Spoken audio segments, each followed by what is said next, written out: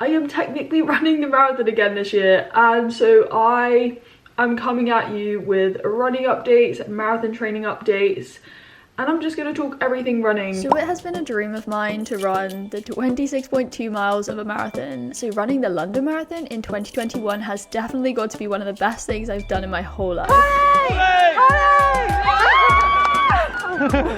So yes, I'd do it all again, to experience the highlights, the pain when you cross that finish line, but also the biggest sense of achievement that you actually made it. So I really hope you guys enjoy this video where I'll share all of my plans for this year. Definitely like it if you do, and we will dive straight into the video. Look at me, very on theme for this video, wearing my London Marathon official jacket. Hey guys, welcome back to my channel and welcome to today's video. So it's marathon training season again. I honestly cannot believe it's been almost a year. So let's set the scene. We need context. We always love context. If you guys have been following me for a while, you probably know this, but if you are new around here, I will fill you guys in. So last year I was offered a charity place. I ran for Murdered Abroad, which is a small UK charity, and I had the best time, like raising money, training for the marathon, and actually running the marathon, because it has been a life goal of mine to run a marathon, and to be able to run my first marathon in my home country in London,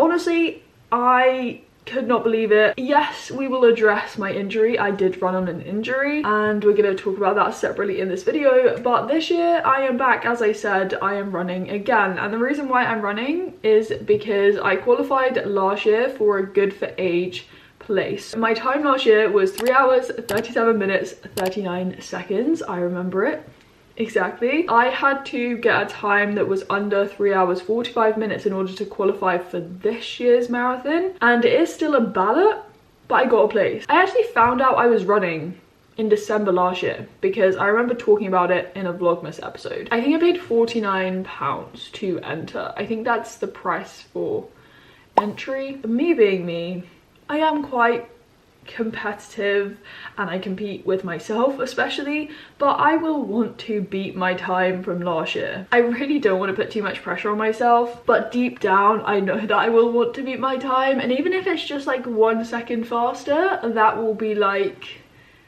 so cool. But let's first talk about training, because last year I did start training in June.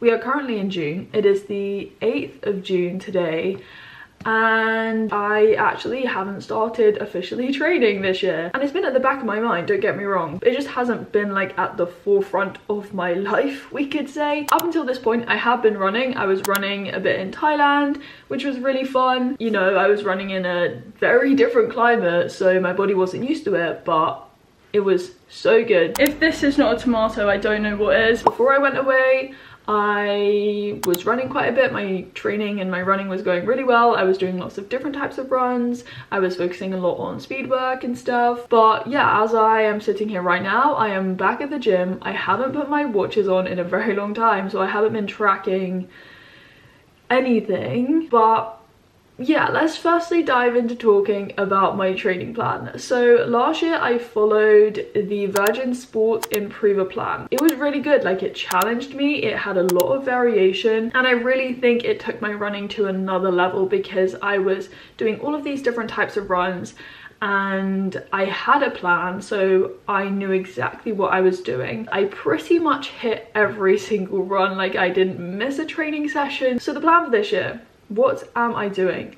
That is a great question at this point, because as I said, I haven't officially started training, but I do think I want to follow the same plan, the Improver plan. But this year's like training plan will include more cross training and more base running. So this month, pretty much in June, I don't really think I'm going to be following the plan exactly, but I'm just going to be building up my running base, because if you don't have a base, you cannot progress. This is where we're going.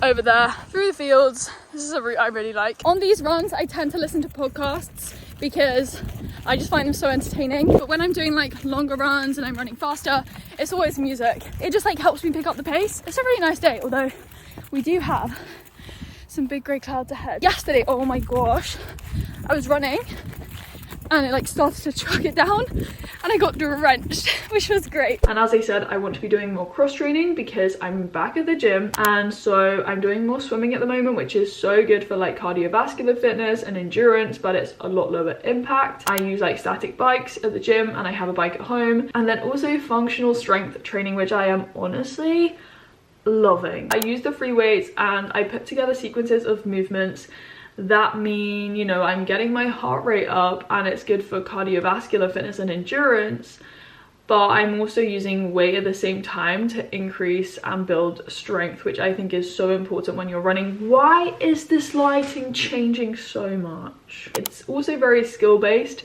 So for example, I like to use the balance ball or like the boso ball or whatever it's called. And just an idea that I had, as you guys know, I am loving traveling at the moment, and I was hopefully planning to go away again in like August or September, but obviously that coincides with marathon training.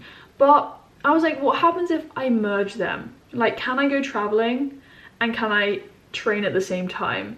And that will spice things up because I won't be doing the same long runs that I did last year, and I could potentially go somewhere hot, which might actually really help, because if I'm running say in a hotter climate and then I come back to the UK, technically it should be easier, kind of like in Thailand where it was really hot and humid, and then I came back to the UK and, you know, 5k felt pretty decent, you know? I've just been thinking about this because I kind of don't want to put traveling on a pause. Let's just talk a little bit about running gear. I wear lots of different outfits when running: shorts, leggings, vest tops, t-shirts. This thing is my bum bag and it's really good. I have no idea where it came from. I think mum's wardrobe like ages ago, but it's like really flat, so it sits flush against me, but it does have loads of holes in and everything falls out, so I really need to kind of like find something different to use. I have my classic band, which I love wearing, and it now has holly plastered across it because I put that on for the marathon last year. I will just remind you guys what it looks like. You know, this is me, the egghead, and we love it. I did wear 2 watches last year for the marathon. I had my Apple Watch and then my Coros Pace 2. I would recommend both of these watches. Like, I think the Apple Watch is like a very good staple fitness watch for like literally anything, and you can obviously do a lot more on an Apple Watch. This is though definitely more accurate for running in terms of speed, distance, pace and all that stuff, and it is incredibly light. I've never felt a lighter watch, to be honest with you, and having a fitness watch which is really light is just perfect. These are my 2 pairs of trainers that I wear for running at the moment, so I'm just going to talk to you guys about these. I do also have these black trainers which I wear as like my indoor trainers, and I really like having indoor trainers, but more importantly these 2. So let's talk about these black ones. They are New Balance Fresh Foams and they're black and purple. I really should stop wearing these for running now and should just use them for like strength training in the gym, because they are basically at the end of their lifespan, and if you run in trainers for too long it's just not great. I wore them when I was in Thailand. I do all my walking in them. I think they're a very well-rounded shoe, but as you can see they're very dirty and muddy. They also smell not that great. But these red ones are also New Balance Fresh Foams, but they feel different to these ones. Oops, hello. The soles are just not as foamy as these ones, but I, from this point onwards, should be doing all of my runs in these. I love the colours, like the red and blue. I call them my red flames on Strava. I am, however, still like experimenting with trainers, because for the marathon last year I ran in my Asics Nova Blasts. I love those trainers. I thought they were really good, and to be honest with you, I'm not very fussy with trainers at all. Like, if a pair fits me and they're comfy, I'm happy. This morning though, I also remembered that I had a pair of trainers in my room that I hadn't yet worn. Oh yeah, the purple ones. Okay, these trainers. I haven't worn these yet. Okay, what are these? Fuel Cell? Maybe? It's not necessarily the color I would pick myself, but they do look pretty cool, right? And yeah, I worked with New Balance and Sport Shoes last year, which was so cool.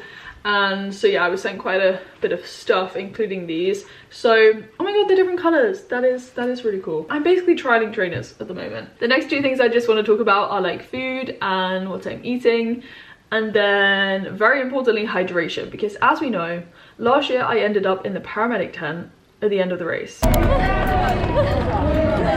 can't feel my legs. I'm so dizzy. Can you walk? When running the marathon last year, I only drank water because that's what I'd done throughout my training, and they say on the day don't change anything. So I was just drinking water, but I feel like my gels that I was using, they were replenishing my electrolytes, but I feel like I just needed something more than water. This year I think I'm going to use my rehydration tablets or trial using those. I need to just get my hydration strategy on point. I need to do some research and find something that works for me. So if you guys have any advice on that, then let me know down below. Like, I am not an expert runner. I should have said this at the start, but I think you guys know this. I just run for fun and I really enjoy running. I have done for a long time. And then on the food front, like, I am someone with a big appetite anyway, but when you are marathon training and doing quite a lot of activity, your hunger goes through the roof. And so I'm just gonna do what I did last year, you know, listen to my body, but I just kind of want to be a bit more flexible with it this year. Like, I was really worried about upsetting my stomach, you know, last year, and so I did have like quite set meals, especially leading up to the race. I mentioned this briefly in my last video talking about like my new routine. At the moment I'm not running first thing in the morning.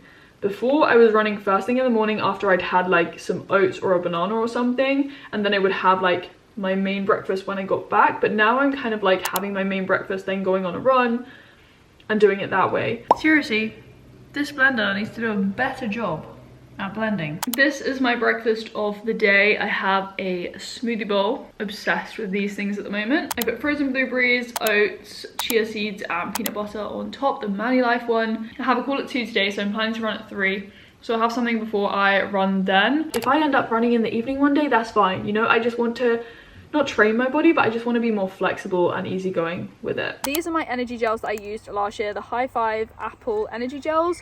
I still have loads left, so I'm going to use them up before I get any new ones, and ideally I'd want ones without like plastic and stuff, but they worked for me last year, and I'm going to have one now because I am going to the gym and working out. I haven't had one of these in ages, and they're actually really nice. I need to check the best before actually. Okay, I think it tastes really nice, but I thought I'd have one to show you guys for this video anyway. It made kind of sense to me. Any left? Getting every last bit. The final thing I just wanted to sit down here and talk to you guys about was obviously my injury. Last year, as we know, a week before the race, I did something to my Achilles. I don't know what I really did, but I went on a run when I was following a morning routine. It's literally scarred me for life at like 6 AM.